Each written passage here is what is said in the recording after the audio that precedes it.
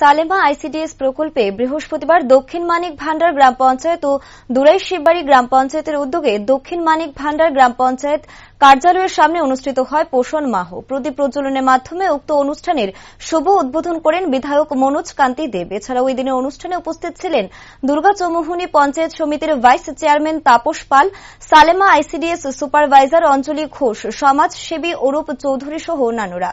অনুষ্ঠানে বক্তব্য রাখতে গিয়ে বিধায়ক মনোজ কান্তি দেব বলেন, সেপ্টেম্বর মাস পোষণ মাহ। সারা দেশব্যাপী এই মাসের পুষ্টি অভিযান পর্যায়ক্রমিকভাবে চলছে। উদ্দেশ্য একটাই, দেশের একজন শিশুও যাতে অপুষ্টির শিকার না হয়। বিধায়ক মনোজ কান্তি দেব আরও বলেন, 2014 সালে নরেন্দ্র মোদী প্রধানমন্ত্রীর দায়িত্ব গ্রহণ করার পরে 2017 সালে এই পোষণ মাহ কর্মসূচি গ্রহণ করা হয়। এই অনুষ্ঠান অঙ্গনওয়াড়ি কর্মী এবং আশা কর্মীরা উপস্থিত ছিলেন। কচি কাঁচা শিশুরা নৃত্য পরিবেশন করে। সেপ্টেম্বর মাস সেটা পোষণ মাস এবং সারা দেশব্যাপী এই মাসে এই পুষ্টি অভিযান পর্যায়ক্রমিকভাবে চলছে।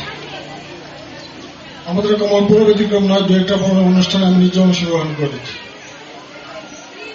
উদ্দেশ্য একটাই, দেশের একটা শিশু যাতে অপুষ্টির শিকার না হয়। আমরা জানি যে ভারতবর্ষের যশস্বী প্রধানমন্ত্রী নরেন্দ্র মোদী 2014 সালে উনি ক্ষমতায় আসার পর 2017 সালে এই প্রকল্প ঘোষণা করেছে।